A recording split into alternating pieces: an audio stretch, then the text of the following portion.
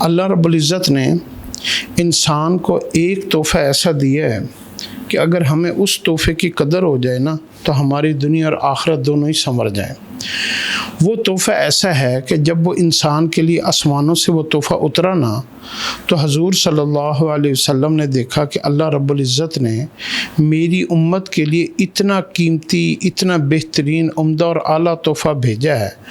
تو اللہ اور اللہ کے نیک بندوں اور نبیوں کے درمیان جو آپس میں تبادلہ ہوتا تھا نا، کہ اللہ رب العزت جب کسی نبی کی امت کے لیے کوئی تحفہ بھیجتا تھا تو نبی اس کے بدلے میں کیا کرتا تھا کہ نبی اس کے بدلے میں ایسا سجدہ، ایسی حمد و ثنا، ایسی اللہ کی عبادت کرتا تھا کہ اللہ رب العزت کو اپنے نبی سے محبت اور ہو جاتی تھی۔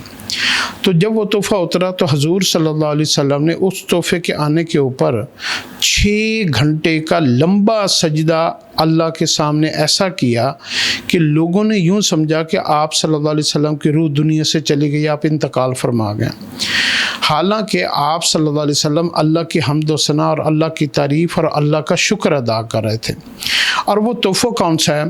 جب وہ تحفہ، اس تحفے کے بارے میں آپ کو یہاں سے اہمیت لگی کہ جس کے اوپر آپ صلی اللہ علیہ وسلم نے 6 گھنٹے کا سجدہ کیا، وہ کتنا قیمتی ترین تحفہ ہوگا۔ اور وہ تحفہ ہے درود پاک۔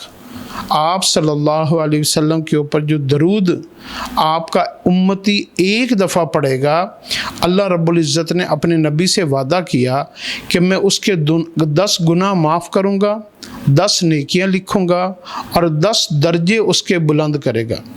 10 درجے یہ ہوتا ہے کہ بندہ جس مالی حالات میں ہوتا ہے، جس صحت کے موڈ میں ہوتا ہے، جن حالات میں ہوتا ہے، اللہ اس کو جو ہے نا 10 گنا زیادہ امپروو کر دے گا۔ یہ تو دنیا کے ہو گئے۔ آخرت میں کیا ہوگا؟ جنت کے 10 درجے بلند ہو جائیں گے۔ تو یہ درود پاک کو آپ معمولی چیز نہ سمجھیں، اس کو کوئی وظیفہ نہ سمجھیں، اس کو کوئی ہلکی سی عبادت نہ لیں۔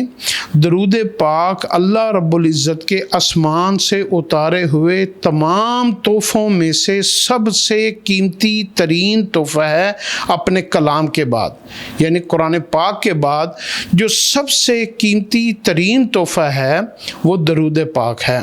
اس لیے درود پاک کو آپ اپنی خوش قسمتی، اپنی کامیابی اور اللہ کی طرف سے بہترین تحفے کو، جیسے آپ صلی اللہ علیہ وسلم نے بدلے میں اللہ کا شکر ادا کیا، تو آپ درود پاک جیسے تحفے کے ملنے کے اوپر کبھی کبھی زندگی میں، بلکہ روز زندگی میں اللہ کا شکر بھی ادا کیا کریں۔ اللہ ہمیں عمل کی توفیق عطا فرمائے۔